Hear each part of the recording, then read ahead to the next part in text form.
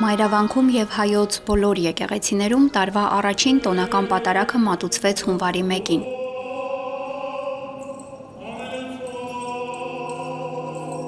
Մայրտաճարում պատարագիչը Տեր Վաչե Աբեղա Մկրտչյանն էր։ Տոնական պատարագին մասնակցելու համար եկեղեցու նվիրապետական դասերի ներկայացուցիչները մայրտաճար առաջնորդեցին ամենայն հայոց կաթողիկոսին։ Քրիստոսի ծննդով անվերջ հոսող ժամանակը միանում է հավերժությանը։ Կենդանի Աստված մարդանալով մտնում է ժամանակի մեջ, հաղորդակից է լինում մյուս արարածներին եւ կարծես թե ժամանակն ու հավիտենությունը ներթափանցում են մեկը մյուսի մեջ, ասաց Հայր Սուրբը։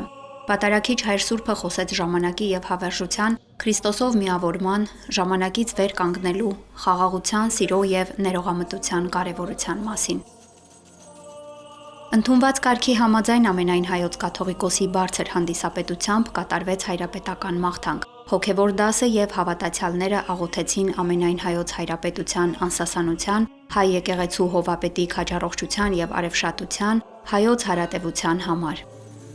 Վեհափար հայրապետը պահպանիչ աղոթք կարդաց, օրհնեց եւ շնորհավորեց ներկաներին։ Երբ հայրիկի խաղաղություն եւ Տեր Հիսուս եկեցին ձեզ Թամանեսյան